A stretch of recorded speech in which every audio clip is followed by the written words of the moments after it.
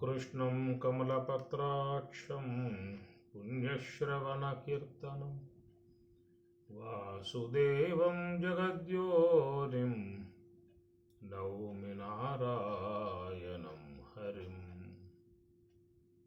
वसुदेवसुतं देवं कंसचाणूरमर्दनं देवकी परमानन्दं कृष्णं वन्दे జగద్గురుం. భగవద్గీత 3వ అధ్యాయము కర్మయోగము. కర్మణైవ హి సంసిద్ధిం ఆస్థితా జనకాదయః లోకసంగ్రహం లోకసంగ్రహమేవాపి సంపశ్యన్ కర్తుమర్హసి. కర్మణా ఏవ హి సంసిద్ధిం ఆస్థితాః జనకాదయః. ఈ అంశాన్ని మనం గతంలో చెప్పుకోవటం జరిగింది. జనకాదులు మొదలగు మహర్షులందరూ కూడా లెస్సయగు సిద్ధిని వాళ్ళు పొందటం జరిగింది. కర్మణ ఏవ, కర్మ చేతనే వాళ్ళు సిద్ధిని పొందటం జరిగిందనే విషయం. లోక సంగ్రహం ఏవ అపి సంపశ్యన్ కర్తుం అర్హసి. త్వమసి త్వం అపి నీవు కూడా, త్వమపి నీవు కూడా అంటే అర్జునుడికి చెప్తున్న అంశం. పైన చెప్పిన అంశం ఏంటంటే లోకములో ఉన్నటువంటి రాజర్షులు అంటం కారణంగా బ్రహ్మర్షులు కూడా గ్రహించుకోవాల్సి ఉంటుంది.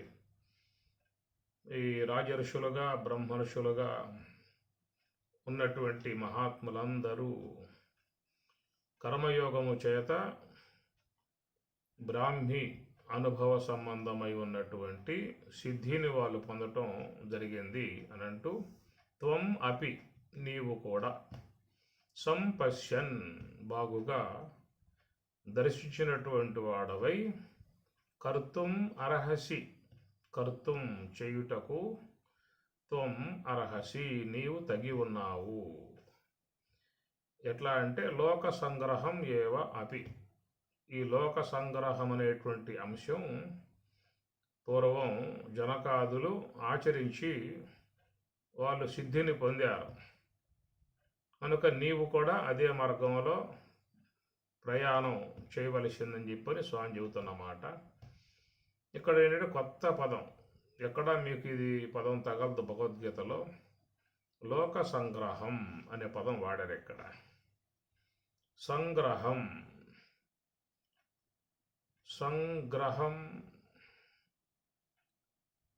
సంగ్రహం అంటే గ్రహించటం, గృహ్ ఆదానే తీసుకోవటం అన్నమాట.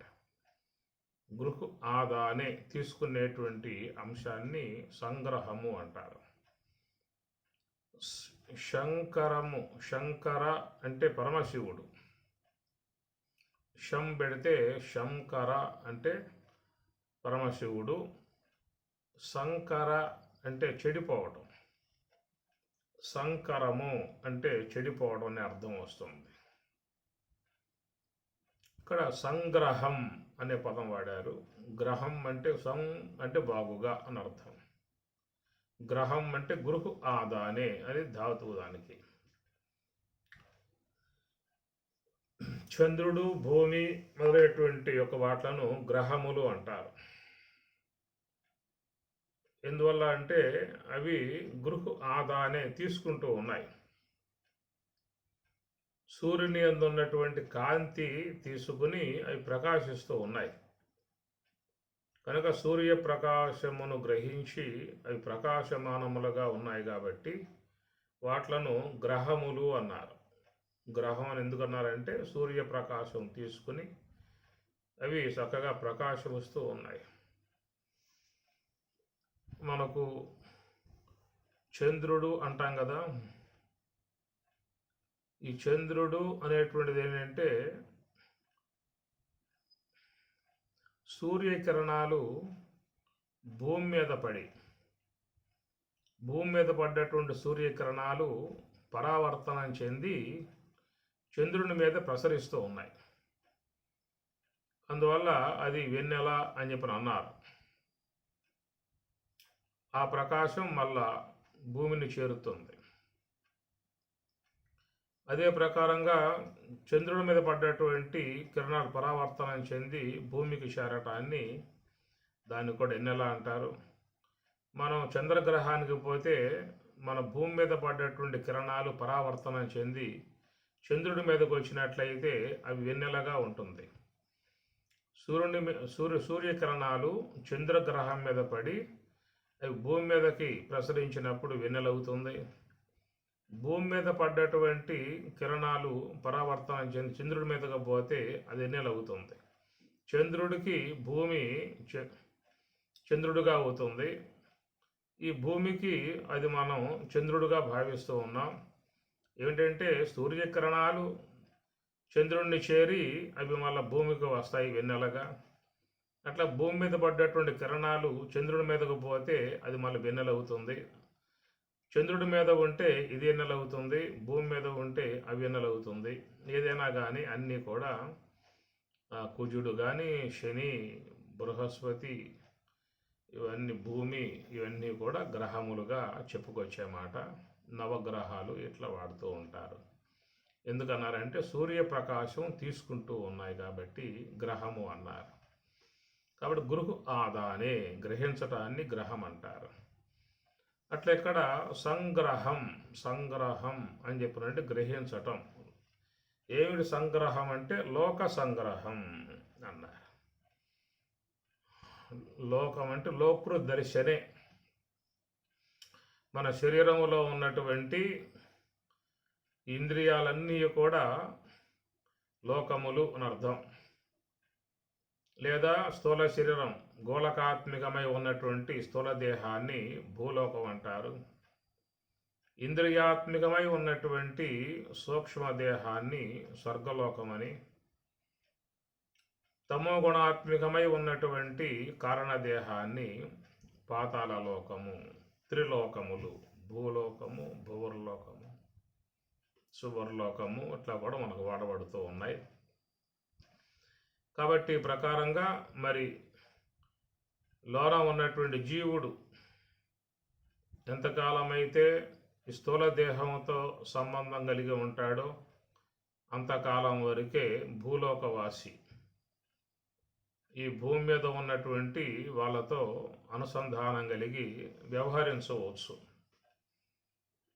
ఉదాహరణకు మనమే ఉన్నాం అనుకుందాం. మనందరం ఇప్పుడు ఎట్లా ఉన్నామంటే పార్థివ దేహాన్ని ధరించి ఉన్నాం. భూమి యొక్క సంబంధమై ఉన్నటువంటి పార్థివ దేహాన్ని మనం కలిగి ఉన్నాము. దీని మట్టి దేహం అన్నారు. పార్థివ దేహం అంటే మట్టి దేహం. మనిషిని బ్రహ్మయ్య మట్టితో చేసెనయ్య అని కదా. కాబట్టి ఈ ప్రకారంగా మనం భూలోకవాసులుగా ఉన్నామంటే కారణం ఈ శరీరం, దేహమును ధరించి ఉన్నాం కాబట్టి. ఆయువు తీరి ఈ దేహం కాస్త రాలిపోయింది అంటే మన యొక్క ఈ భూలోకవాసులతో సంబంధాలు పూర్తిగా తెగిపోయినట్లే. లేదు, ఇక్కడ ఉండటానికి వీల్లేదు, ఎవరితో కలిసి ఉండటానికి వీల్లేదు. ఒకవేళ ఉంటానంటే కూడా ఎవరు ఒప్పుకునే పరిస్థితిగా ఉండదు. స్థూల దేహముతో ఉన్నప్పుడే నీకు ఇక్కడ ఉన్నటువంటి వాళ్ళతో అనుబంధం తప్ప, స్థూల దేహం పోయి సూక్ష్మ దేహంతో ఒకవేళ ఉన్నావు కాబట్టి ఈ సూక్ష్మ దేహంతో ఎక్కడే ఉంటాను అంటే అది కొంచెం ఇబ్బందికర పరిస్థితి. అందువల్ల వెళ్ళిపోవాలి. ఇది కొంతమంది మమకారం వీడక సూక్ష్మ దేహాలతో అదే ఇండ్లలో ఉంటారనేది ఒక లోక వదంతి. అలాగా ఉన్నటువంటి వాళ్ళను ప్రేతాత్మలని పేరు పెట్టారు. వీళ్ళు మమకారం ఇంకా పోక ఎక్కడే ఉన్నారని చెప్పని అందువల్ల కొన్ని మనం లోకంలో వింటూ ఉంటాం. అది ఎంతవరకు వాస్తవం అనే విషయం అది పరిశీలన అంశము. కాబట్టి ఏంటంటే దేహము నుంచి విడబడిన తర్వాత ఇక ఆ సూక్ష్మదేహం గల జీవుడు తన ప్రయాణం కొనసాగించుకోవాల్సి ఉంటుంది. కర్మానుగుణ్యముగా ఇక ఆ జీవుడు ఆయా లోకాలకు పోవటము, వేరే వేరే దేహాలకు పోవటము, లేకుంటే కొద్ది కాలం పాటు ఆ సూక్ష్మదేహంతోనే విశ్వంలో సంచారం చేయటము, ఏదో వెనకాల ఉన్నది దాని విషయమై మనకి శాస్త్రం కూడా సమగ్రంగా సమాచారాన్ని అందిస్తున్నటువంటి విధానం కాదు. పరంపదించారు అంటూ ఉంటాం మనం, స్వర్గస్థులయ్యారు అంటూ ఉంటాం, కాలధర్మాన్ని పొందాడు అంటాం, మరణించాడు అని పదాలు వాడుతూ ఉంటాము. ఇది రోజువారీగా మన ఏదో ఒక ప్రదేశంలో ఎవరో ఒకళ్ళు తనువు చాలించి వెళ్ళిపోతున్న పరిస్థితులు మనం లోకంలో వింటూ ఉంటాం, చూస్తూ ఉంటాం. కనుక దేహము నుండి విడబడిన తర్వాత మరి లోన ఉన్నటువంటి సూక్ష్మదేహముతో చేరి ఉన్న జీవుడు అతడేమవుతాడయ్యా అనే మాట ప్రశ్నాత్మకమే. ఆ దేహం జడబడిన తర్వాత అతడు మరి కర్మను అనుసరించి ఆయన ప్రయాణం అనేటువంటిది ఉంటుందని శాస్త్రం చెబుతూ ఉన్నది. దానికి కొంతవరకు మనకు అందించిన ఆ విషయం ఏంటంటే, ఎవరైతే వ్యక్కుటముగా పుణ్యములు ఆచరించి ఉంటారో వాళ్ళు ఆ పుణ్య విశేషముతో ఉత్తమ గతులు, ఉత్తమ లోకాలకి పోవటం అనేటువంటిది ఉంటుందనేటువంటిది.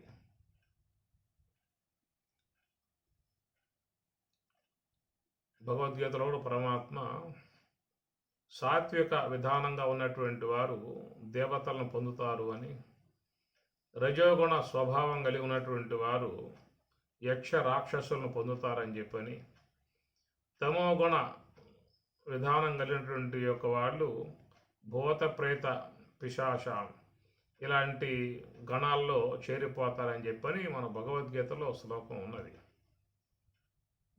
యక్ష రక్షాంశ రాజసాహ ప్రేతాన్ భూత గణాంశాన్యే యజంతే తామస జనాహ అని మనకి వస్తుంది. కనుక పుణ్య విశేషముతో సాత్వికం అనేటువంటి ఉన్నవాళ్ళు ఉత్తమ లోకాలు, రజోగుణ స్వభావాలు కలిగి రజస్సంబంధమై ఉన్న దోషాలతో చేరి ఉన్నటువంటి వారు యక్ష రక్షాంశ రాజసాహ, తమోగుణ కర్మలు ఆచరించి తామసిక స్వభావములు ఉన్నటువంటి వారు భూత ప్రేత పిశాంశ యజంతే తామస జనాహ అని ఇట్లా మనకి చెప్పిన మాట. కాబట్టి భగవద్గీత మనకు చెప్తున్న అంశం కాబట్టి దాన్ని మనం ప్రామాణికంగా తీసుకోవాల్సి ఉంటుంది. శరీరము నుంచి ఎడబడిన తర్వాత వాడు ఏమవుతున్నాడు అనేటువంటి మాట మాత్రం మనకి ఇదమిద్దముగానే ఉండే విషయం. ఇక వాడు కర్మానుగుణ్యముగా ప్రయాణం చేసే విధానం ఉంటుందని చెప్పి, ఒకవేళ అలాగా సూక్ష్మదేహముతో ఉన్నటువంటి వారు మమకారం వేడలేక అదే గృహాల్లో ఉంటారా? మనం కొన్ని చూస్తూ ఉంటాం, వానికి ఏదో గాలి సోకింది అని అంటూ ఉంటారు. అలాగా ఉన్నవాళ్ళు అనేకమైనటువంటి విచిత్రమైనటువంటి యొక్క సన్నివేశాలు చేస్తూ ఉంటారు, వికారాలు చేస్తూ ఉంటారు, ఏదో భాషలు మాట్లాడుతూ ఉంటారు. ఇదంతా ఏమిటంటే మరి గాలి సోకిందనే పదం వాడతారు, లేదా దెయ్యం బట్టిన చెప్పని అంటూ ఉంటారు. ఒకవేళ ఆ సూక్ష్మదేహం ఏమన్నా ఆ స్థూల దేహంలో ప్రవేశించిందా అనేటువంటి ఒక సందేహం. సరే, ఏదేమైనా ఈ లోకముతో మనకున్నటువంటి అనుబంధం ఈ స్థూల దేహం ఉన్నంత వరకే. ఈ స్థూల దేహం పోయిన తర్వాత ఇక ఈ లోకముతో వానికి ఎలాంటి సంబంధాలు ఉండవని చెప్పని,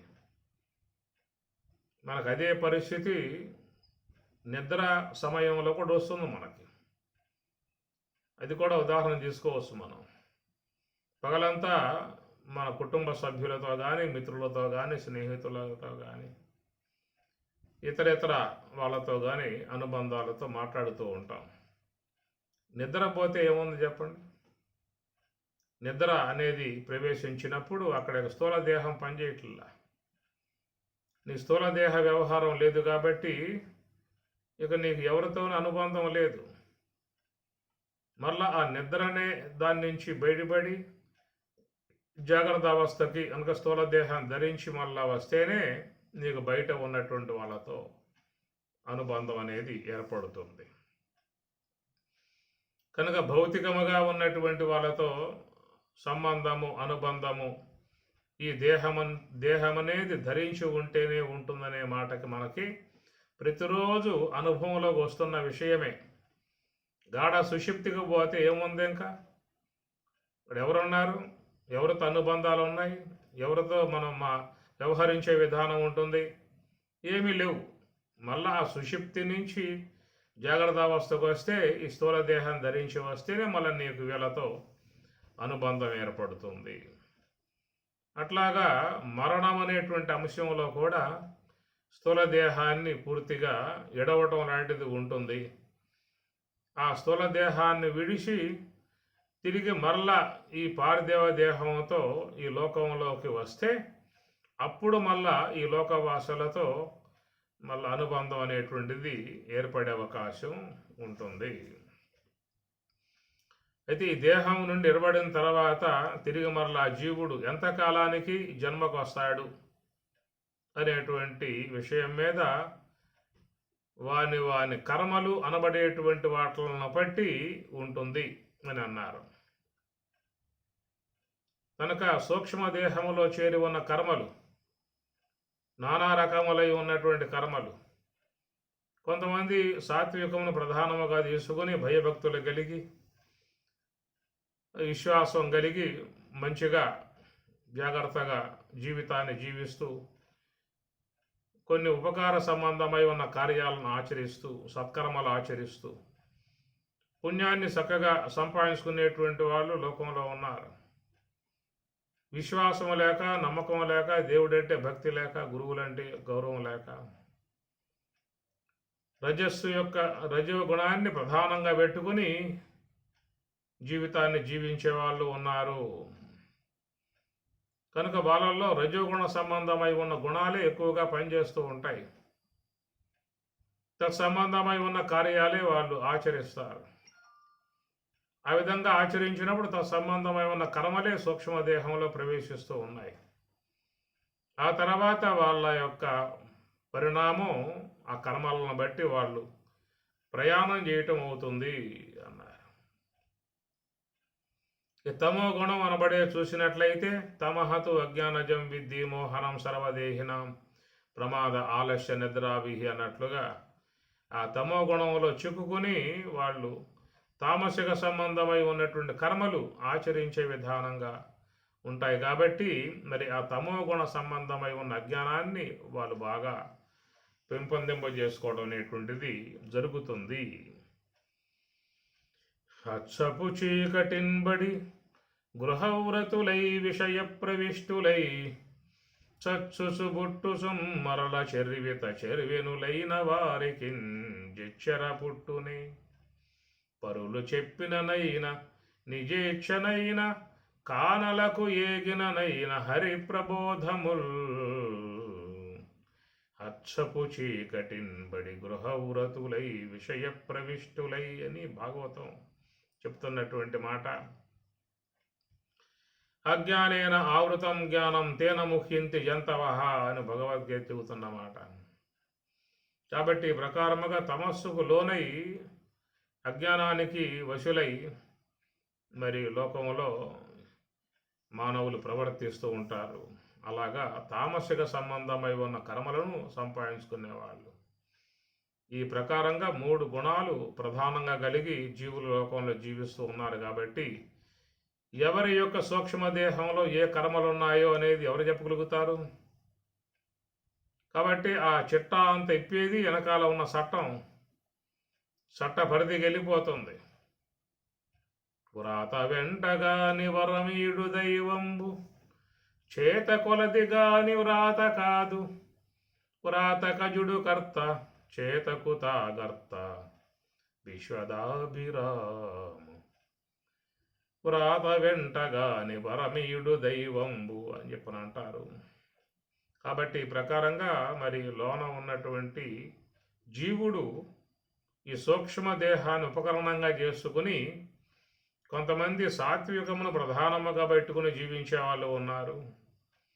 రజోగుణాన్ని ప్రధానంగా పెట్టుకుని వాళ్ళు జీవించే వాళ్ళుగా ఉన్నారు. తమో గుణాన్ని ప్రధానంగా పెట్టుకుని వాళ్ళు జీవించే వాళ్ళు ఉన్నారు. కాబట్టి ఈ ప్రకారంగా మన దేహంలో సాత్వికం ఉంటే సాత్విక సంబంధ గుణాలు ఉన్నాయి, రజస్సు ఉంటే రజో సంబంధమై ఉన్న గుణాలు ఉన్నాయి. మరి తమస్ అనేది పెంపొందింప చేసుకుంటే తామసిక సంబంధమై ఉన్న గుణాలు. ఈ ప్రకారంగా మనకి ఇవన్నీ కూడా దైవాసుర సంపత్తి విభాగ యోగం చాలా ముఖ్యమై ఉన్న అధ్యాయం. సాధకులు ముఖ్యంగా అధ్యాయాన్ని అధ్యయనం చేసుకోవాలి. ఇట్లాగా సాత్వికము సాత్విక సంబంధ గుణాలు, రజోగుణము రజోగుణ సంబంధ గుణాలు, తమో గుణము తమోగుణ సంబంధ గుణాలు. సాత్వికమును ప్రధానంగా పెట్టుకున్నటువంటి వాళ్ళకి సాత్విక సంబంధ గుణాల వ్యవహారం ఉంటుంది. రజస్సును ప్రధానంగా పెట్టుకున్నటువంటి వారికి రజో సంబంధ గుణాలే వ్యవహారంలో ఉంటాయి. తమస్సును ప్రధానంగా పెట్టుకున్నటువంటి వాళ్ళకి తామసిక సంబంధ గుణాలే వ్యవహారంలో ఉంటాయి. అందువల్ల మనకి ఇక్కడ మరి రాక్షసులు అని, అట్టనే మరి యక్షులు అని చెప్పి అని, దేవతలు అని చెప్పి ఇట్లా 3 తెగలుగా కూడా మనకి పురాణాల్లో వచ్చే అంశాలు ఉన్నాయి. కాబట్టి వీళ్ళందరూ కూడా ఈ జీవులే. కాబట్టి ప్రకారంగా మరి ఈ లోన ఉన్నటువంటి జీవులు ఆయా గుణాలతో గుణ సంబంధమై ఉన్న వికారాలతో వ్యవహారాలు చేస్తారు. కాబట్టి దేహము నుండి విడబడిన తర్వాత ఎక్కడికి పోతాడు ఈ జీవుడు అనే దానికి ఎవరికి కూడా నిర్ధారితం లేదు, నిష్కర్షగా చెప్పే అవకాశం లేదు. దాని గురించిన విషయంలో శాస్త్రం కొంతవరకు మనకి సమాచారం అందించింది. సాత్విక సంపన్నుడైతే ఆయన ఫలానా సద్గతులు పొందే విధానము అని, రజస్సు ప్రధానంగా ఉన్నటువంటి వాడు కర్మల గలవాడు ఫలానా దానికని చెప్పి ఇట్లా చెప్పుకోవడం జరుగుతూ ఉన్నది. కాబట్టి కనుక మనం ప్రస్తుతం భూలోకవాసులుగా ఉన్నాము. అది పార్థివ దేహం ఉన్నంత వరకు మాత్రమే భూలోకవాసులము అని మానవులుగా పిలువబడతాం. ప్రారబ్ధం అయిపోయి స్థూల దేహము నుండి విడబడ్డాము అంటే ఆ తర్వాత ఆ సూక్ష్మ దేహంలో పుణ్యం బాగా విశేషించి ఉంటే ఆ పుణ్య ప్రభావంతో వాళ్ళు మరి సద్గతియగు స్వర్గలోకాదులు చేరుకుంటారు. త్రయీ విద్యా సోమపా పూతపాపాహ యజ్ఞైహిష్ట్వా స్వర్గతిం ప్రార్థయంతే తే పుణ్యమాసాద్య సురేంద్రలోకం దివిదేవ భోగా అని మన భగవద్గీత చెప్పే మాట. కాబట్టి ఆ ప్రకారముగా త్రయీ విద్యా సోమపాహ పూతపాపాహ యజ్ఞైహిష్ట్వా స్వర్గతిం ప్రార్థయంతే తే పుణ్యం ఆసాద్య సురేంద్రలోకం. కాబట్టి ఆ ప్రకారముగా ఉత్తమ లోకానికి వాళ్ళు పోతున్నారని వారు దేవతలు అంటారు. ఆ విధంగా స్వర్గలోకంలో కనుక ఉన్నట్లయితే వారిని దేవతలు. అంటే ఆ స్వర్గమునందు ఆ జీవులకు దివ్యమై ఉన్నటువంటి దేవతా సంబంధ దేహాలు ఇవ్వబడతాయి అంటూ ఉన్నారు. ఎక్కడైతే ఈ లోకానికి వస్తే మనకెట్లా ఈ పృథివీ సంబంధ పార్థివ దేహం ఇవ్వబడిందో అది ఎంతకాలం అని చెప్పిన ఒక కాలమానం ఉంటుంది. శతమానం భవతు, 100 ఏండ్ల కాలం వరకు. 100 ఏండ్ల కాలం పాటు ఉండటం అని చెప్పినంటే కూడా అరుదు. దాంట్లో 60 ఏండ్లకే 70 ఏండ్లకే 80 ఏండ్లకే పోయేటువంటి వాళ్ళు, ఇంకా తక్కువ వయసులో పోయేవాళ్ళు ఎంతోమంది ఉన్నారు. 100 ఏండ్ల కాలం పాటు ఉంటామని నమ్మకాలు ఏమి లేవు. శతమానం భవతు శతాయుహు అని మన శాస్త్రం మాత్రం చెప్పింది. అట్లా 100 ఏండ్ల కాలం పాటు జీవనం చేసేటువంటి వాళ్ళు లోకంలో ఉన్నారు. కాబట్టి ప్రకారముగా 100 ఏండ్ల కాలం పాటు ఈ పార్థివ దేహంతో ఒక సంబంధం కలిగి మనం ఉండవచ్చు. ఇక పార్థివ దేహం ఉన్నంత వరకు పృథ్వీవాసులం అయితే ఆ తర్వాత ఏమిటాయి అంటే సూక్ష్మ దేహం అనేటువంటిది, దానికి అక్కడ దేవలోకంలో దివ్యమై ఉన్నటువంటి యొక్క దేహాన్ని అక్కడే ఇస్తారు అన్నారు. అలాంటి విధానం ఉంటుందా అండి అని సందేహం కలిగే అవకాశాలు కూడా ఉన్నాయి. మరి భూలోకానికి వస్తే పార్థివ సంబంధమైన దేహాన్ని ఇచ్చారుగా, మనం ఏమైనా దీన్ని కొన్నామా? ఏదైనా కంపెనీల్లో తయారైతే దీన్ని ధరించామా? ఇదంతా మన యొక్క నిశ్చయాత్మక విధానంగా ఏమీ లేదు కదా. ఈ భూలోకములో పార్థివ సంబంధమై ఉన్న దేహం మరి ఎవరి చేతనో ఇవ్వబడింది. ప్రకృతి మాత వల్ల ఇవ్వబడింది, కర్మానుగుణ్యముగా లభ్యమయ్యింది, లేదా సర్వేశ్వరుడే ఇలాంటి యొక్క ఈ దేహాన్ని ప్రసాదించిన విధానం. దుర్లభం మానుషం దేహం అని కూడా చెప్పారు. ఎందుకంటే విశ్వంలో కొన్ని లక్షల రకాల జీవులు ఉన్నాయి. పశువులు, పక్షులు, క్రిములు, కీటకములు, దోమలు, చేమలు, జలచరములు, భూచరములు, కేశరములు, చిన్న చిన్నవి, పెద్ద పెద్దవి, రకరకాలైనటువంటి కొన్ని లక్షల రకాలై ఉన్నాయన్నమాట. ఇవన్నీ కూడా పార్థివ దేహములతో ఉన్నటువంటివి. ఈ పృథివీ సంబంధమై ఉన్నటువంటి అంశముతో తయారు చేయబడ్డటువంటివి. అది పశుదేహమైన, పక్షిదేహమైన, మృగదేహమైన, సర్పదేహమైన, మానవ దేహం అన్నీ కూడా ఈ పృథివీ సంబంధ దేహాలే. వాటిల్లో అవన్నీ కూడా కాదని ఈ మానవ దేహంలోకి మనం ప్రవేశింపజేయబడ్డామే అని అర్థం. ప్రవేశించామే అనరు కాదు, ప్రవేశింపజేయబడ్డామే. అది ఒక గొప్ప పుణ్య విశేషముగా మనం భావించుకోవాల్సి ఉంటుంది. కాబట్టి ఈ ప్రకారముగా ఆ లోన ఉన్నటువంటి ఆ జీవుడు, సూక్ష్మదేహము కలిగి ఉన్న జీవుడు ఈ లోకానికి వస్తే ఏ ప్రకారంగా ప్రకృతి విధానాల నుంచి ఒక పార్థివ దేహం అనేటువంటి యొక్క మట్టి దేహం ఇవ్వటం, దాన్ని ధరించి మనం వ్యవహరించడం లాంటి విధానం ఉన్నదో, ఆ ప్రకారంగా ఉత్తమ లోకాలుగా పోయినప్పుడు అక్కడ దివ్యమై ఉన్నటువంటి యొక్క దేహాన్ని ఇస్తారనేటువంటి మాట శాస్త్రం చెబుతున్నమాట. అది మనం విశ్వసించి ముందుకు పోవాల్సి ఉంటుంది. అది అలాగా ఉందా ఆ లోకం, అక్కడ అట్లా ఇవ్వబడతాయా అనే సందేహాలు పొందాల్సిన అవసరం లేదు. ఎందుకంటే ఈ ఈ పృథ్వీ లోకం ఉందనే విషయం నీకు తెలుసా? నీకేమైనా ఇంతకుముందు దేహం ధరించకముందు నీకేం తెలుసా? అప్పుడు నీకు లేదుగా. కాబట్టి ఆ తర్వాత ప్రకృతి విధానం నుంచి మనకి పార్థివ దేహం ఇవ్వబట్టి ఈ పృథ్వీ సంబంధ దేహంలో ప్రవేశించాం. కాబట్టి మనము ఇక్కడ ఒక లోకం ఉందని, ఈ లోకంలో పార్థివ సంబంధ దేహాలు ఇవ్వబడతాయి అని చెప్పని ఈ దేహం పొందాక మనకు నిర్ధారణ ఏర్పడింది. ఆ ప్రకారంగా మనకు ఏవైతే అనుభవంలో లేకుండా ఉన్నాయో పరోక్షమై ఉన్నటువంటి యొక్క అంశాలని శాస్త్రం మనకి అందిస్తుంది ఆ విషయం. కనుక పరోక్ష దర్శనం శాస్త్రం, పరోక్షాంశాలను అందించేది శాస్త్రం. కనుక ఇక్కడ ఎట్లయితే నువ్వు ఇంతకుముందు ఎలాంటి యొక్క లోక విశ్వాసం లేకున్నటువంటి వాడవై ఈ పార్థివ దేహం అనేది నీకు ఇవ్వటం జరిగిందో, ఈ దేహం పోయిన తర్వాత అక్కడ దివ్య లోకంలో దివ్యమై ఉన్నటువంటి దేహాలు ఇస్తారని చెప్పనే మాట అది నమ్మాలి, అంతవరకే. ఆ ప్రకారంగా అది దివ్య లోకం అన్నారు. అవి కాకుండా ఇంకెన్నో లోకాలనే విషయాలు కూడా మనకి తైత్రీయ ఉపనిషత్తులో వస్తాయి. గంధర్వ లోకము, అజానజాతి లోకము, పితృలోకము, ఇంకా మరి నరకలోకము, ఇట్లా వస్తూ చెప్తున్నటువంటి విధానాలు అవన్నీ కూడా ఆయా మరి పుణ్య విశేషాలను బట్టి అవి ప్రాప్తింపబడతాయి అనేటువంటి వాటికి కూడా. మన భగవద్గీతలో కూడా స్వామివారు యాంతి దేవవ్రతా దేవాన్ పితॄన్ యాంతి పితృవ్రతా భూతాని యాంతి భూత్యేజ్య యాంతి మధ్యాజినోపి మాం. కాబట్టి అక్కడ మరి యాంతి వ్రతా దేవాన్ కనుక పుణ్య విశేషాలను బట్టి దేవలోకాలను పోతారని చెప్పిన మాటలు మనకు ఆ శ్లోకంలో చెప్పేటువంటి మాట.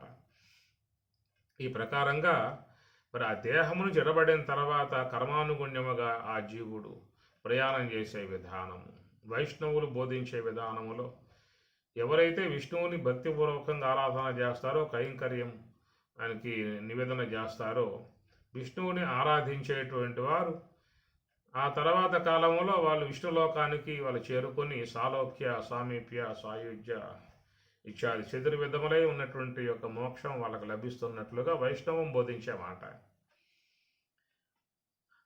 ఆ ప్రకారంగా ఎవరెవరు ఏ ఏ దేవతలని ఆరాధిస్తే ఆయా దేవతా సంబంధమై ఉన్న లోకాలకు కూడా పోవటం అనేటువంటిది ఉంటుంది. మనకి ఆ మాటలో మనకి ఈ శ్లోకం ఉందా చెప్పిన శ్లోకంలో యాంతి దేవ వ్రతా దేవాన్, వ్రతా దేవాన్, దేవాన్ అనేది బహువచనం. అది దేవ దేవౌ దేవా దేవం దేవౌ దేవాన్, ద్వితీయ భక్తి బహువచనం. అట్లా ఆయా దేవతలను ఆరాధించేవారు ఆ దేవతా సంబంధమైన లోకాలకు పోతారనే మాట. కాబట్టి ఇది వెనకాల జరుగుతున్నటువంటి విధానాలు. అయితే మనకి ఇంతకుముందు జరగలేదా అంటే అవన్నీ పొందే వచ్చాం. మనం ఏమన్నా కొత్త వాళ్ళమా? మన హయాములో ఎన్ని కల్పములు, ఎన్ని మన్వంతరములు, ఎన్ని సృష్టిలు మారిపోయాయో అని చెప్పని కదా. జాతస్య హి ధ్రువో మృత్యు ధ్రువం జన్మ మృతస్య చ తస్మాత్ పరిహార్యార్థే వాసాంసి జీర్ణాన్ని యథా విహాయ నవాని గృహ్ణాది నరోపరాని అనే మాటలు కానీ బహూని మే వ్యతీతాని జన్మాని తవచార్జున పరమాత్మ 4వ అధ్యాయంలో తవ నీకు మే నాకు బహూని జన్మాని వ్యతీతాని అని చెప్పి అంటూ ఉన్నాడు. అనేక జన్మలు నీకు నాకు గతంలో గడిచాయి. త్వం నవేత నీకు తెలియవు, అహం వేద నేను ఎరుగుదును. కాబట్టి ఈ ప్రకారంగా మనకి ఇవన్నీ కూడా చూస్తే విశ్వాసంలో భాగాలే. ఇవన్నీ విశ్వాసంలో భాగాలే. అందువల్ల శ్రద్ధావాన్ శ్రద్ధ కలిగి ఉండు. అజ్ఞశ్చ అశ్రద్ధదానశ్చ సంశయాత్మ వినశ్యతి. అజ్ఞశ్చ అజ్ఞానివై ఉన్నావా, అశ్రద్ధదానశ్చ సంశయాత్మ సంశయం పెట్టుకున్నావా, వినశ్యతి. ఎందుకంటే ఇవన్నీ కూడా ఒక శాస్త్రపరంగా ఉన్నటువంటి విశ్వాసంలో భాగాలు కనుక నమ్ము అనే మాట అన్నమాట. అందు నిమిత్తముగా మరి లోన ఉన్న ఈ జీవుడు మరి 100 ఏళ్లకు పూర్వం ఏడున్నావాయో మనం చెప్పండి. మన దేహాలు వచ్చి ఒక్కొక్కరికి 60, 70, 80 అయ్యి ఉన్నాయి. ఇప్పుడు 100 ఏళ్లకు పూర్వం ఈ దేహాల్లో ఉన్నామా? ఈ దేహం లేదుగా అప్పుడు. లేవా మనం? ఉన్నామని శాస్త్రం బోధిస్తూ ఉన్నది. ఆ ఉన్నటువంటి యొక్క నీవు ప్రస్తుతం ఈ దేహంలో ప్రవేశించి ఉన్నావు. ఈ దేహంలో రాకముందు ఎన్ని దేహాలు పొంది ఉన్నావు? ఈ విషయంలో ఉన్నటువంటి యొక్క ఎన్నో శరీరాలు అవన్నీ కూడా ధరిస్తూ వస్తున్న విధానమే కదా. కాబట్టి ఈ ప్రకారంగా మరి ఈ దేహం కూడా ఇంకా 50 ఏళ్ళు అయ్యామంటే ఈ జూములో ఉన్నటువంటి వాళ్ళు ఎవరు ఉండరు, అందరూ వెళ్ళిపోయిన విధానమే. 50, 70 వేసుకోండి. అప్పుడు ఇంకా అందరం కూడా సూక్ష్మ దేహాలతో ఎక్కడో ఉంటాం.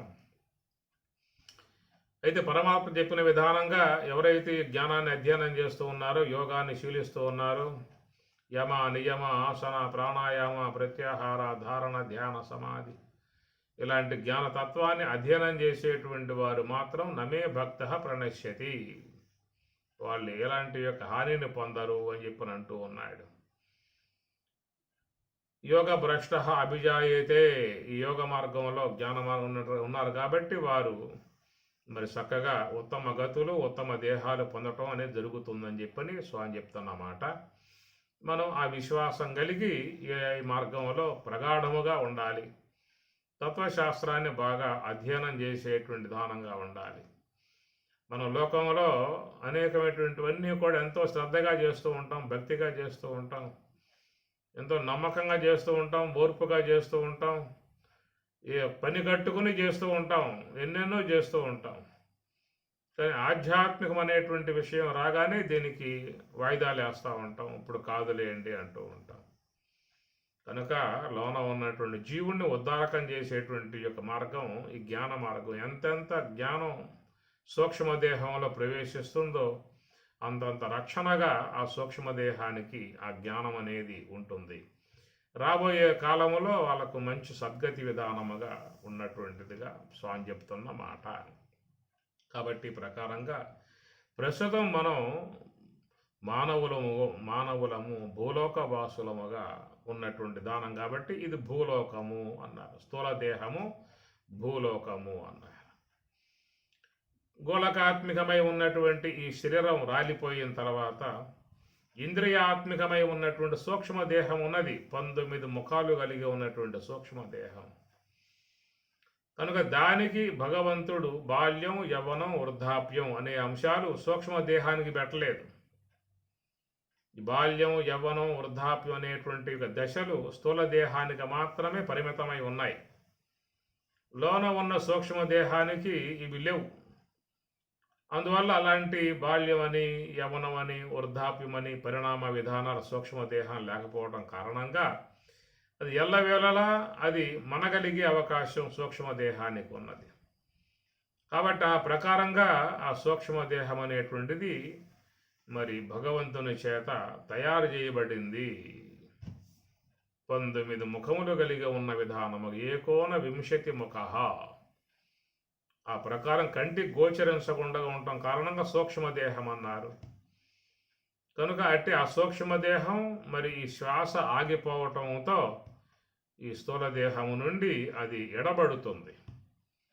శ్వాస అనేది ఒక ముడివేయబడ్డటువంటి త్రాడు, బంధం. ఎట్లయితే మరి పురుషుడు స్త్రీ యొక్క కంఠమునందు ముడివేస్తూ ఉన్నాడు. మాంగళ్యం దంతనానేనా మమ జీవన హేతునా కంఠే బద్నాభిహవగే. ఒక అనుబంధం అనేది ఏర్పడుతుంది కదా. ఎప్పుడైతే ఆ 3 ముళ్ళు పడ్డాయో ఇక ఇద్దరు కూడా అయిపోతారు. సగభాగం అర్ధాంగిని అంటుంది. అప్పుడే ఇద్దరు ఏకమైపోతారు. ఒకళ్ళని విడిచి ఒకళ్ళు ఉండలేరు అక్కడి నుంచి. ఏ ఒక్కరికి బాధ ఏర్పడ్డా మరొకరికి బాధ అనేది కలుగుతూ ఉంటుంది. కాబట్టి ఒకే విధానంగా మమేకమై కలిసిపోతున్న విధానము. ఎప్పుడైతే ఇక ఈ పురుషుడు దూరం అవడం జరుగుతుందో అక్కడ అనుబంధాలు తెగిపోయిన విధానము మనం లోకంలో చూస్తూ ఉంటాం. ఆ ప్రకారంగా లోన ఉన్న జీవుడికి ఈ దేహానికి భగవంతుడు ఆ ప్రకారంగానే ముడి వేశాడు. అది కూడా 3 ముళ్ళే. ఆయన వేసింది కూడా 3 ముళ్ళే. ఆయన వేసింది 3 ముళ్ళే కాబట్టి అందరూ కూడా అది గ్రహించి 3 ముళ్ళే వేయటం లాంటిది ఒక ఆచారంగా వచ్చేసింది. ఎవడు 6 ముళ్ళు ఇలాగా వేయరు. ఎవడేసినా 3 ముళ్ళు వేయాల్సిందే. ఎందుకంటే లోన ఉన్నటువంటి జీవుడు అనే పురుషునికి, బయట ఉన్న దేహం అనే స్త్రీకి భగవంతుడు కూడా 3 ముళ్ళతోనే బంధించాడు. బహికుంభకం, అంతఃకుంభకం, సహజ కుంభకం 3 ఉంటాయి మనకి శ్వాసకు. శ్వాస అనేది బయటకు వచ్చి ఆగితే బహికుంభకం, లోనికి పోయి ఆగితే లోన అంతఃకుంభకం, మధ్యలో ఉదాన వాయువుగా ఉన్న స్థలములో సహజ కుంభకం అని 3 ముళ్ళతో కంఠమునందు ఆ శ్వాస కట్టబడి ఉన్నది. ఆ విధముగా భగవంతుని చేత 3 ముళ్ళతో బంధింపబడ్డటువంటి ఆ శ్వాస అనే త్రాడు ఉన్నంత వరకు ఈ జీవుడికి ఈ దేహానికి ఒక అనుసంధానం అనేది ఉంటుంది. ఎప్పుడైతే ఈ ముడి విడబడిందో, తాడు తెగిందో, శ్వాస ఆగిందో అప్పుడే ఈ జీవుడికి ఈ దేహానికి అనుబంధం గుడిపోతుంది. అనుబంధం తెగిపోతుంది. లేదేక శ్వాస ఆగిందా అనుబంధం పోయినట్లే. కాబట్టి దేహాన్ని వదిలి జీవుడేక తన ప్రయాణాన్ని కొనసాగించుకోవాల్సి ఉంటుంది. అందువల్ల ఈ ప్రకారంగా పరమాత్మ లోన ఉన్న జీవుడికి, బయట ఉన్న ఈ దేహానికి ముడి వేశాడు. ఆ శ్వాస అనేటువంటి ముడి వేశాడు. ఈ శ్వాస అనే ముడి విడబడిందా, ఆగిపోయిందా, త్రాడు తెగిందా, మళ్ళీ ఎవడైనా ముడి వేయగలిగే అవకాశాలు ఉన్నాయని చూడండి. ఏమి మళ్ళీ అవకాశాలు లేవు. శ్వాస ఒకసారి ఆగిందా అంటే దాన్ని ఆడించే అవకాశాలు ఎవరికి కూడా లేవు. అది భగవత్ ప్రక్రియలో చేరి ఉన్న అంశం అది. కాబట్టి ఈ ప్రకారంగా లోన ఉన్న మరి ఇంద్రియాత్మికమై ఉన్న సూక్ష్మదేహానికి, ఈ భౌతికముగా ఉన్నటువంటి స్థూల దేహానికి రెండింటి కలిపి భగవంతుడు ఈ శ్వాస అనేటువంటి త్రాటితో ముడి వేశాడు. అది ఉన్నంత వరకు ఉంటాం, ఈ దేహంలో ఉంటాం. నువ్వు జాగ్రత్త అవస్థలో ఉన్నా ఉంటాం, స్వప్నావస్థలో ఉన్నా ఉంటాం, సుషుప్తి అవస్థలో ఉన్నా ఉంటాం. ఈ శ్వాస ఉన్నది కాబట్టి ఉన్నంత వరకు నువ్వు ఏ యొక్క అవస్థలలో సంచారం చేసుకో, నీ ఇష్టం. జాగ్రత్త అవస్థని వీటి స్వప్నావస్థలో ఉండగలుగు, లేదా స్వప్నావస్థ వీటి సుషుప్తి అవస్థలో ఉండగలుగు. కొంతమంది ఏకంగా మూర్ఛావస్థకు పోతారు, కొంతమంది కోమాలకు కూడా పోతారు. వాడు ఎంతకాలం ఉండి మళ్ళీ బయటకు వస్తూ ఉంటారు. ఇది శ్వాస అనేది ముడిపడి ఉంది కాబట్టి దేహం పోదు, దేహం ఉంటుంది. అట్లాగా ఒక విచిత్రమైనటువంటి ఒక ప్రక్రియగా భగవంతుడు సర్వేశ్వరుడు లోన ఉన్నటువంటి ఇంద్రియాత్మిక సూక్ష్మదేహముకు జీవుడికి, బయట ఉన్నటువంటి ఒక పార్థివ సంబంధ దేహానికి ఒక విచిత్రమైనటువంటి విధానంలో ముడులు వేయబడ్డాయి. ఉన్నంత వరకు ఈ లోకంలో నువ్వు ఉండవచ్చు. ఎప్పుడు శ్వాస అనేది ఇక ఆడటం ఆగిపోయిందో ఇక నువ్వు దేహం నుంచి బయటకు వచ్చేయాల్సిందే. ఆ వచ్చినటువంటి ఆ జీవుడు పుణ్య విశేషముతో ఉత్తమ లోకాలలో ఉంటాడని చెప్పని అన్నప్పుడు అక్కడ మరి ఆయన్ని స్వర్గలోకవాసిగా, వీడే భూలోకవాసియే స్వర్గలోకవాసిగా ఆయన దేవత అన్నారు. అందువల్ల స్థూల దేహమేమో భూలోకము, సూక్ష్మ దేహం గల అదేమో స్వర్గలోకము అన్నారు. ఎవరైతే చేయరాని కార్యాలు, పాపకార్యాలు చేసి తమస్సుని పెంచుకుంటారో, అంధత్వాన్ని పెంచుకుంటారో అలాంటి వాళ్ళు ఇక పాతాళ లోకంలోకి పోవటమే జరుగుతుంది అన్నారు.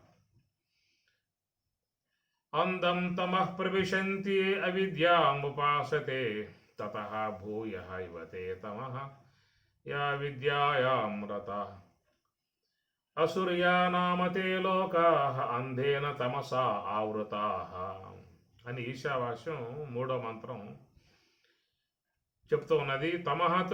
తమస్సు అనేటువంటి దాంట్లో ప్రవేశించే వాళ్ళు అంధత్వంలో పోతున్నారు అంటాడు. అది కేవలం ఒక నరకలోకంగా చెప్పవచ్చు.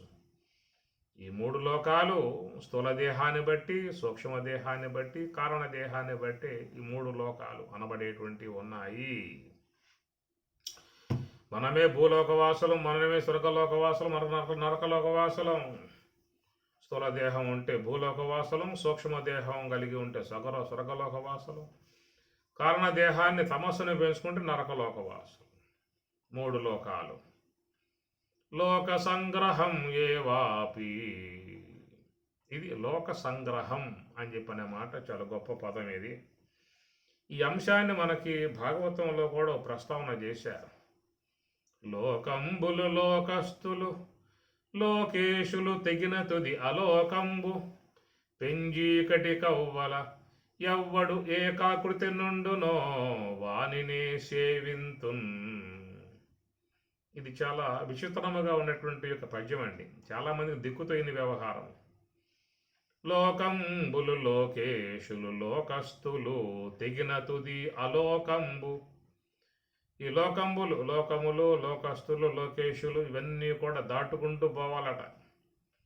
ఈ దాటుకుంటూ పోతే అవతలేమున్నది అంటే పెంజీకటి ఉందట అక్కడ.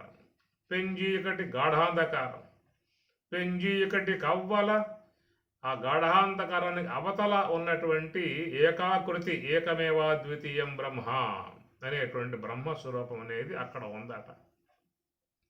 వానినే సేవింతున్. ఆ విధముగా అన్నీ తెగిపోయిన తర్వాత, చీకటికి కూడా దాటి అవతలకు పోయిన తర్వాత అక్కడ ఏకమై ఉన్న బ్రహ్మం ఉన్నదో అట్టి ఆ బ్రహ్మమునే నేను సేవింతును అన్నాడు.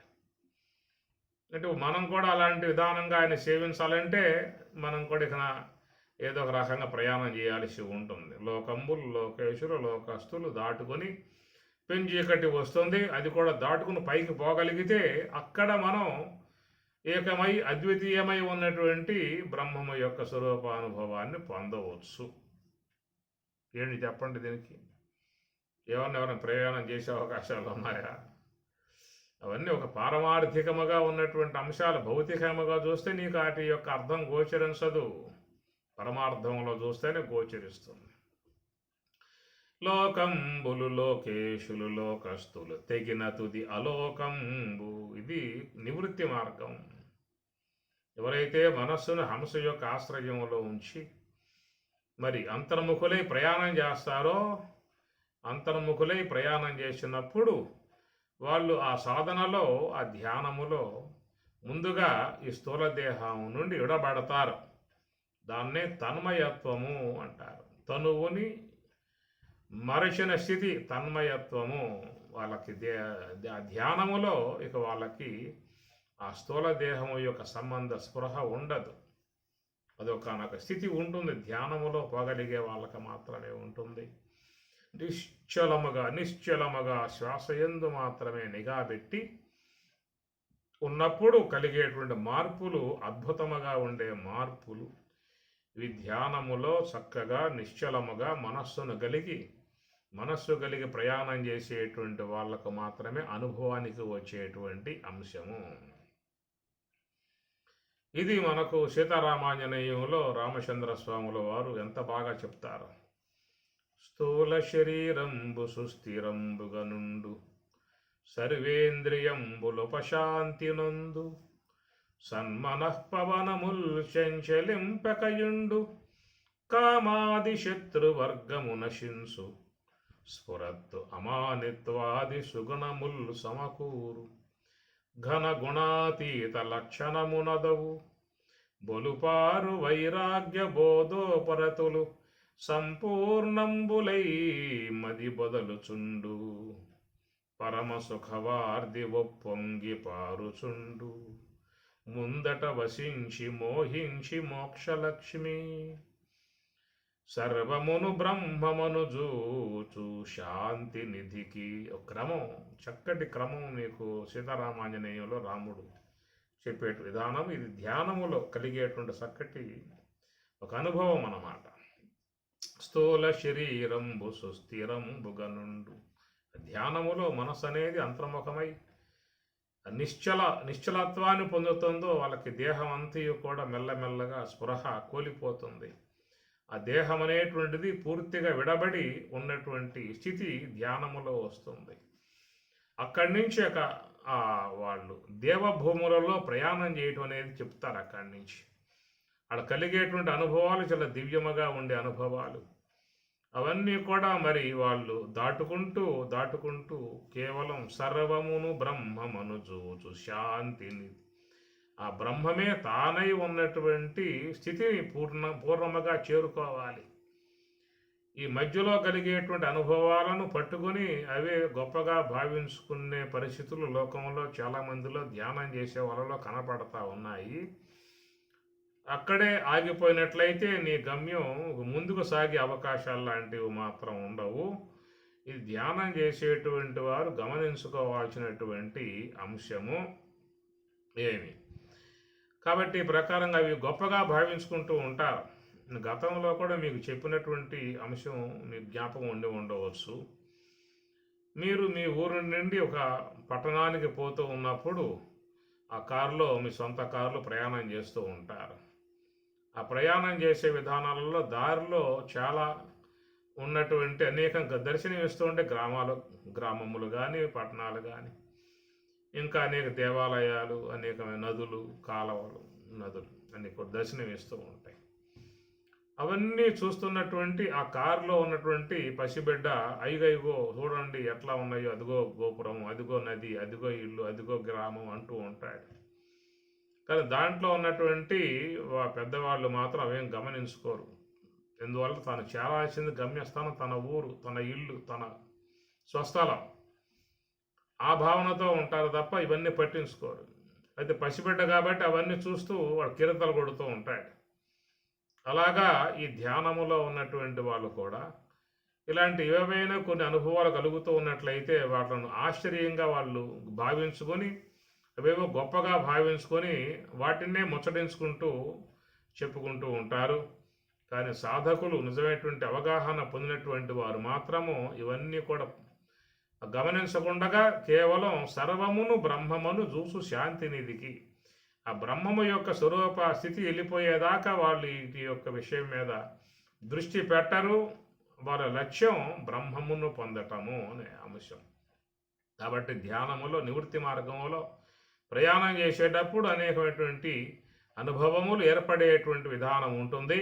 కనుక అవి ప్రధానం కాదు. నువ్వు చేరుకోవాల్సింది ఏషా బ్రాహ్మీ స్థితి పార్థ, బ్రాహ్మీ సంబంధమై ఉన్న స్థితిని చేరుకోవాల్సిన విధానం ఉంటుంది. కాబట్టి ఆ ప్రకారంగా మనస్సును నిశ్చలముగా శ్వాసపై నిఘా పెట్టి ధ్యానములో ఉన్నప్పుడు సాధకులకు మరి ఆ దేహము నుండి పూర్తిగా విడబడే విధానం అనేది వస్తుంది. ఇక్కడ విషయం వచ్చింది కాబట్టి చెప్పుకోవాల్సి ఉంటుంది ఒక అంశం. మనము చాలామంది ధ్యానములో కూర్చున్నప్పుడు నేను యోగ సమాధిని పొందాను అనగా నాకు ధ్యానములో ఏమీ తెలియకుండా పోయింది అని చెప్పి అంటూ ఉంటారు. ఆ విధంగా ఏమీ తెలియకుండా పోవటాన్ని ధ్యానములో యోగ సమాధిగా భావించుకునేటువంటి వాళ్ళు కూడా ఉన్నారు. ఇది చాలా మందిలో అవగాహన లేని కారణంగా భ్రమలో చేరి ఉన్నటువంటి అంశము.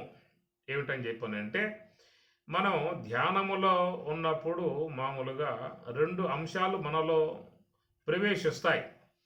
మనం కోరుకున్నది ఏంటంటే నిశ్చలముగా మనస్సుని శ్వాసపై నిఘా పెట్టి ఉండుట. తత్రైకాగ్రం మనఃకృత్వ, మనస్సుని శ్వాసపై నిఘా పెట్టి ఉంచుట అనేటువంటిది మన లక్ష్యం. కానీ మనం కోరుకున్నది ఒకటైతే మనం కోరకుండగా వచ్చి పడేటువంటివి 2 ఉన్నాయి ఇక్కడ. ఏమిటా 2 అంటే, ఒకటేమో సంకల్పములు పరంపరగా వచ్చేటువంటి ఆలోచన ప్రవాహం ఒకటి వస్తుంది. రెండవది మత్తు నిద్ర వచ్చేస్తుంది కొంతమందికి. ధ్యానంలో కూర్చోగానే కొంతమంది ఊగులాడుతూ ఉంటారు, ముందు కనుక ఊగుతూ ఉంటారు. అట్లా ఈ నిద్రతో ఇబ్బంది పడేటువంటి విధానాలు కొంతమంది, ఆలోచనలతో ఇబ్బంది పడేవాళ్ళు కొంతమంది. దీన్నే విక్షేపము ఆవరణము అని చెప్పి అన్నారు. విక్షేపము అంటే మనస్సులో కలిగేటువంటి ఆలోచన సంబంధ వ్యవహారాన్ని విక్షేపము అంటారు. ఇక తమస్సు ఆవహించి నిద్ర అనే దాంట్లో మునిగిపోవటాన్ని ఆవరణము అని చెప్పని అంటారు. విక్షేప ఆవరణాలకు చాలామంది గురవుతారు. ఈ ప్రకారంగా ఆవరణానికి గురై ఆ నిద్రలో ఉపక్రమించినప్పుడు ఆ నిద్రలోకి పోతారు. అట్లాగే పోయినప్పుడు ఇక వాళ్ళ తలకాయ కిందకు వంగిపోయి ఉంటుంది, నడుము కూడా వంగిపోయి ఉంటుంది. కొంతమంది అట్లా ఉండి గురక పెడతారు నిద్రలోని, ఆ ధ్యానంలోని. అట్లా చాలాసేపు ఆ నిద్ర అనేటువంటి మత్తులో మునిగిపోయి ఆ తర్వాత మెలకువకు వచ్చి వాళ్ళు చెప్తారు, మాకు ధ్యానములో తెలియకుండా పోయింది, అంటే మేము యోగ సమాధిని పొందామండి అని చెప్పి అంటూ ఉంటారు. నువ్వు పొందింది యోగ సమాధి కాదు, నిద్రా సమాధి. కాబట్టి ఇట్లాగే చాలామంది భ్రమలో ఉన్నారు. నిద్రపోయి లేచి నాకు తెలియకుండా పోయిందండి, అసలు నాకేమీ తెలియదు అని చెప్పిన అంటారు. కనుక తెలియకుండా ధ్యానములో ఉండగా తెలియకుండా పోయిందనేటువంటి మాటకు అర్థం ఏంటంటే, వినండి కాస్త ఈ విషయాన్ని, మంచి అవగాహన కలుగుతుంది. ధ్యానములో ఉండగా నాకు ఏమీ కూడా తెలియకుండా పోయింది అనే అంశం ఏంటంటే, ఇంతకుముందు నీకు ఏవైతే 2 అనుభవాలు కలుగుతూ ఉన్నాయో, ఏవో 2 అనుభవాలు అని చెప్పనంటే, ఇంద్రియములతో సంబంధం పడ్డప్పుడు మనకి భౌతికముగా ఉన్నటువంటి శబ్ద స్పర్శాది విషయాలు గోచరిస్తూ ఉన్నాయి, అదొక అనుభవం. నిద్ర అనేది పొందినప్పుడు మనకి ఆ నిద్రా సమయంలో స్వప్నములు అనబడేటువంటి ఒక అనుభవం కలుగుతూ ఉన్నది. ప్రధానంగా మనకు కలిగే అనుభవాలు ఈ 2. మెలకువ సమయంలో జాగ్రత్త అవస్థలో ఉన్నటువంటి శబ్ద స్పర్శాది విషయాల సంబంధమై ఉన్న అనుభవం, నిద్రా సమయంలో మనోకల్పితమై ఉన్నటువంటి స్వప్న పదార్థాల యొక్క సంబంధ అనుభవం అన్నమాట. ఈ 2 ప్రధానంగా తెలియబడుతున్న అంశము. తెలియకుండా పోవటం అంటే ఏమిటి? ఎప్పుడైతే నీ మనస్సు శ్వాస యొక్క ఆశ్రయంలో ఉంటుందో, ఆ శ్వాస గమనములో ఉన్నప్పుడు ఒక తన్మయత్వ స్థితి ఏర్పడ్డప్పుడు, అలాంటి ఒకనొక ఉన్నతమై ఉన్నటువంటి యోగ సమాధికి సంబంధించినటువంటి అనుభవంలోకి ప్రవేశించినప్పుడు అక్కడ నీకు ఈ భౌతిక ఇంద్రియాలు పనిచేసే పరిస్థితి ఉండదు. కాబట్టి ఈ బయట ఉన్నటువంటి శబ్ద స్పర్శాది విషయాలు గోచరించడము ఉండదు. రెండవది, మనస్సు అనేది ఆలోచనల నుంచి పూర్తి విడబడింది కాబట్టి మనో సంబంధమై ఉన్నటువంటి ఆలోచనలతో గోచరించేటువంటి ప్రాతిభాషికమై ఉన్నటువంటి నిద్రా సంబంధమైనటువంటి స్వప్న సంబంధమైనటువంటి ప్రాతిభాషిక వస్తువులు గోచరించే అవకాశం ఉండదు. నిద్రా సమయంలో గోచరించేవి ప్రాతిభాషిక వస్తువులు, జాగ్రత్త అవస్థలో గోచరించేటువంటివి వ్యావహారిక వస్తువులు.